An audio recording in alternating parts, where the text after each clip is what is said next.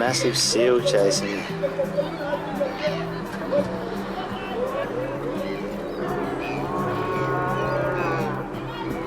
He just let a seal eat a fish off his head. That's a bit wild.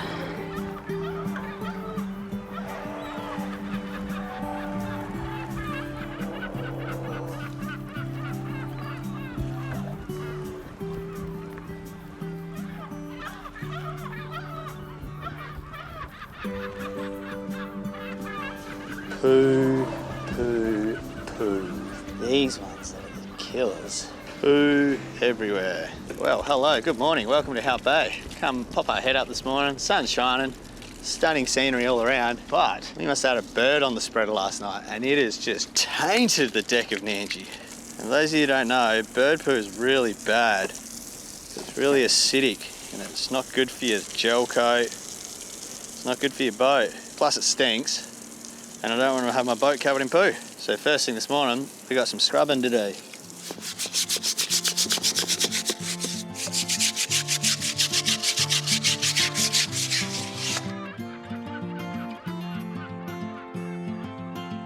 Hello, Mitty is the midway for the hammer.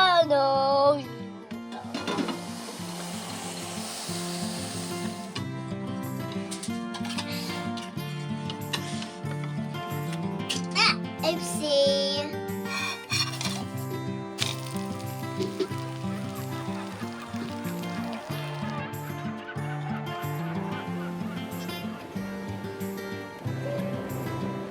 Puff adder. They look very similar to our death adders. The boom slang and the Cape Cobra. Oh.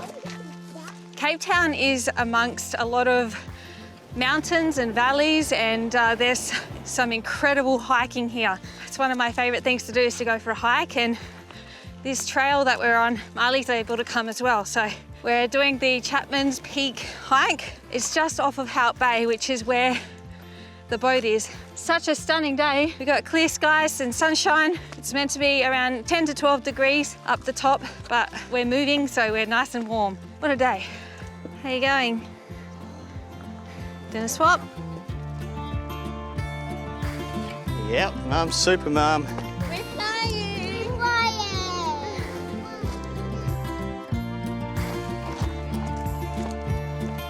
Hiking is definitely bearable when you have views like that. Just think about hiking, it needs a purpose. It needs to be like a destination and something cool to see. Otherwise, man, the legs just hate it. I'm already calling it. This is #1 hike in Capetown. This is awesome.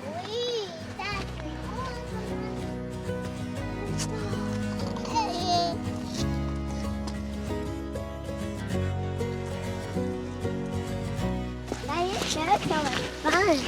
Yeah, it is so much fun. Oh, jeez.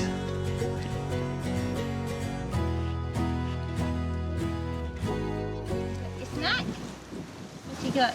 Nuts. Peanuts?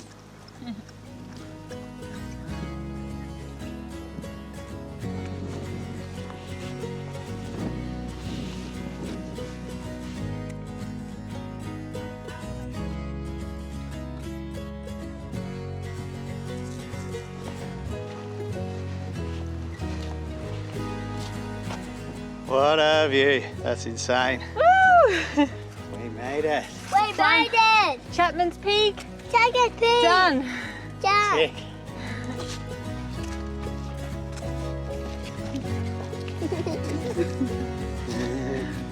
That wasn't scary though.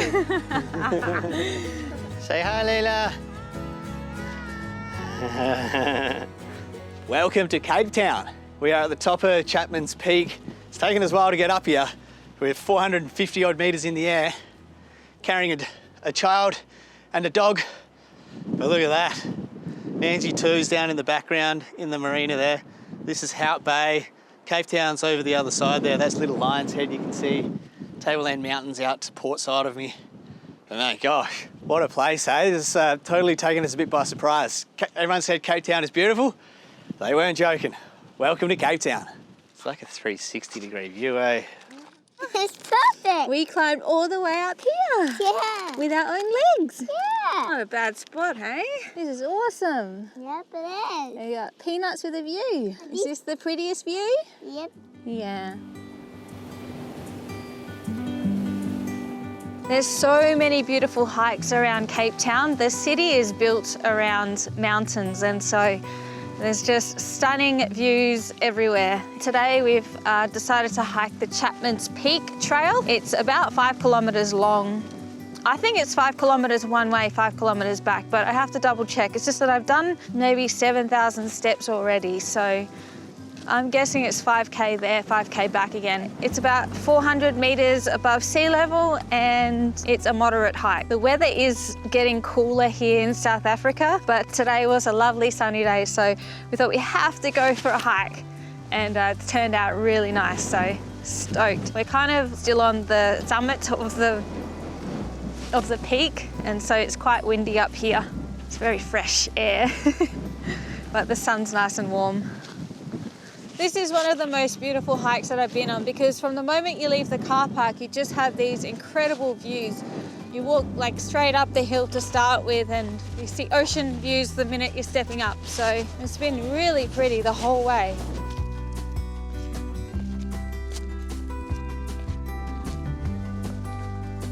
I think our time here in Cape Town is going to be filled with hiking like this, because man, these views are just next level. Hout Bay itself, it's got really nice little corners, but it's also a little bit rough around the edges in some places. So the lady in the yacht club when we first arrived, she gave me a grand tour, jumped in the car and drove around. She basically said, don't go here, don't go there. Be careful going here because some guy got murdered, someone got stabbed over here. It's definitely a little bit rough around the edges in some ways.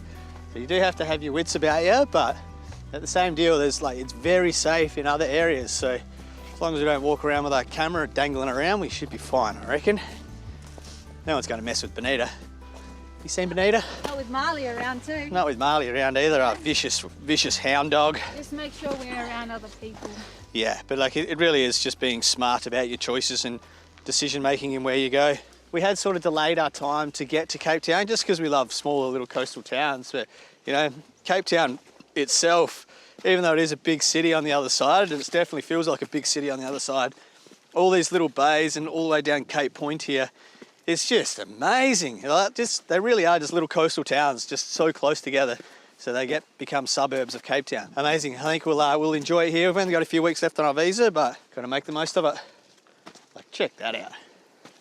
Crazy. One thing about the South African winter, which is rapidly approaching, is that they cop these massive low pressure systems that bring in really strong westerly winds but have huge seas. Like today's currently 5.5 meters at 13 seconds. A couple of weeks time on the charts I saw 7.3 meters at 16 seconds. So like that's a big groundswell. And Cape Town is actually a mecca of big wave surfing. One of those waves is Dungeons, which is right over there.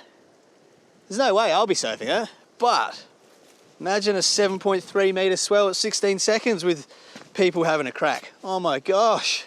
A couple of screws loose, but pretty amazing to see. So hopefully that goes down during our time here in Hout Bay, because man, that would be very impressive.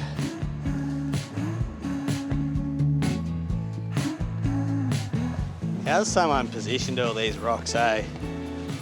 Isn't that crazy to think? Good job, princess. Oh, good job. We did it! Now to go to ice cream.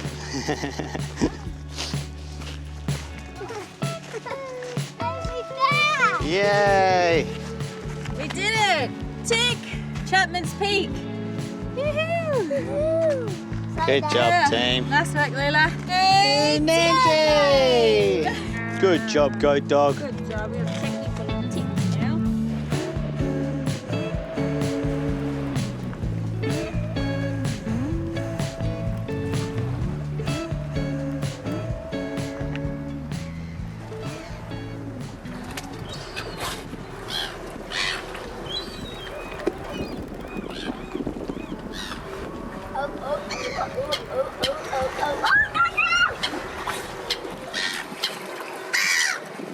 Whoa, he's nearly on the boat. No, he takes the big boat again.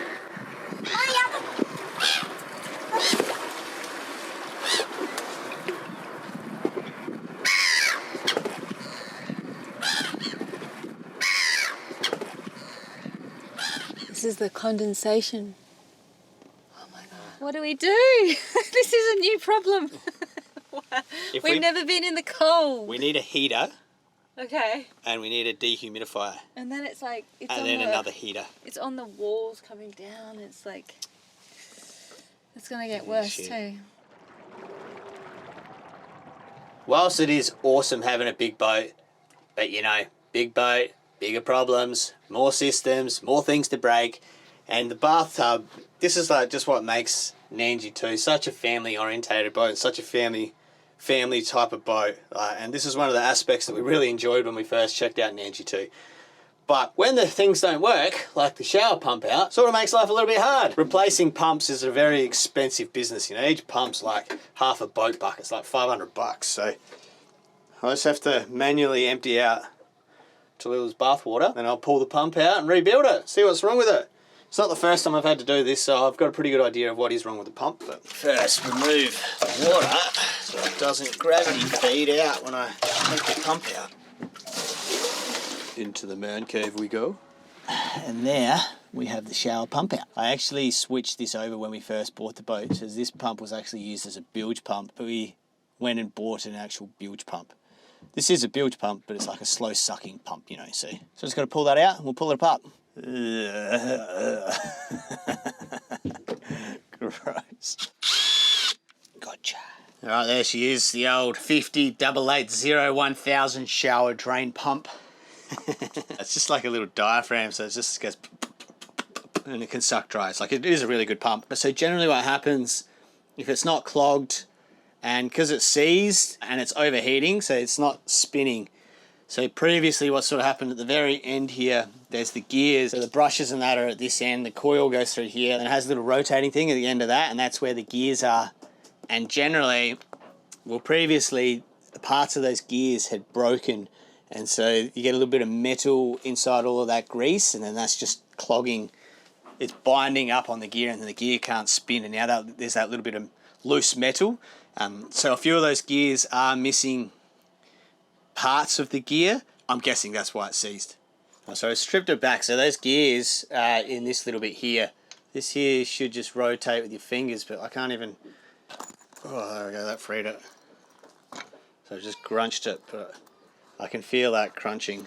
So definitely the gears inside of that got themselves a mischief. Collateral damage, eh? Right, we'll take this off and get into the gears. So you can see those little gears in there, so they spin around. And so the shaft, oh, see that's locked there. This little shaft at the end of the motor goes into those gears, so then spins the outside. It's attached to a little pump and goes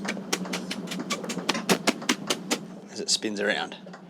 Hope you like my sound effects. But basically I think all this grease is tattered, so it's got to have some sort of metal parts in it. I'll just pull these cogs out, clean it all up, pull all that grease out, file down all those teeth, inspect these wheels, because you do need to have 3. I tried to put 2 in previously and it bound up straight away. There's definitely chipped teeth. You just play because remember put in my eyes? Oh yeah. So it's never put it full, like all the way to the foot. Definitely better, but it is catching sometimes. Oh, we'll just pack a heap of lithium grease in there now. Put it back together. Might be too far gone, these gears. Just plug her in. Righto, Mum, can you flick it on, please? Stop. Try again.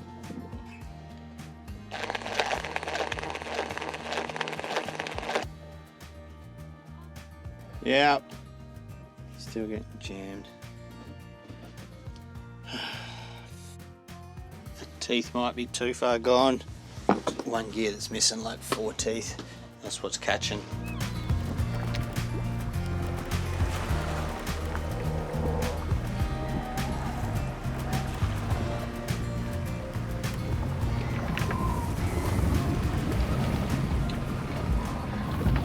I don't know if you can hear it, but it's blowing a gale outside. I'm so glad that we're tied up to the dock and we're not out sailing, because it's been a really nasty night for wind.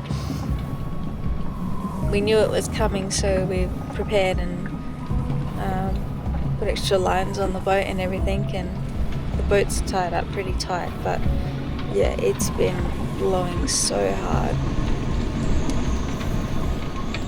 It's hard to go back to sleep again.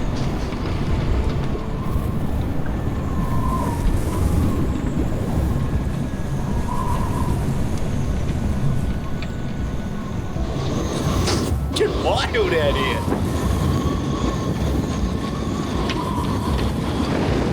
Jesus!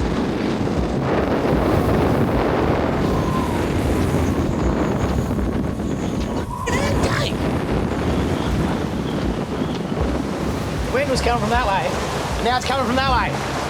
Damn, now it's raining. What a day. Sort of good that the wind has changed direction, so coming from this way and now sort of working away its around more to the west, which sort of suggests that the system is passing us. So it must be halfway through it.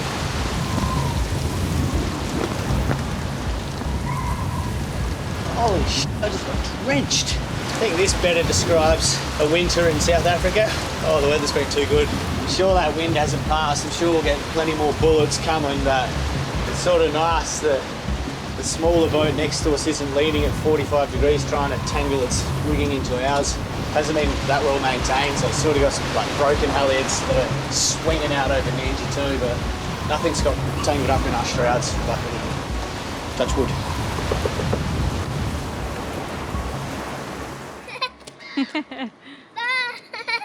Fun! Yeah. I love jumping puzzles! Woohoo!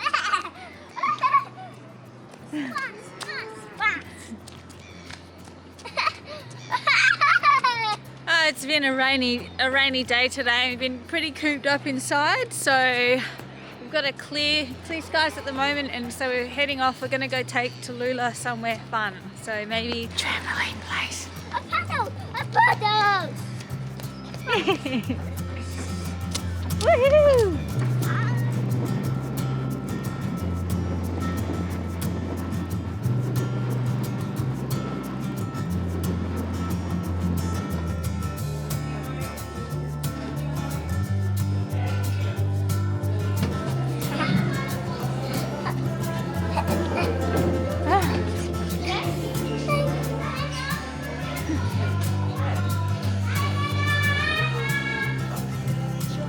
Good balance there.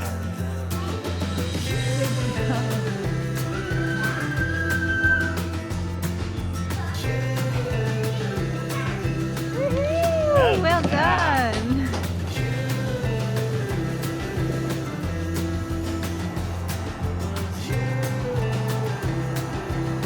Molly, come here. Look at you in South Africa. Hey, you little Capetown boy. You little Capetown boy.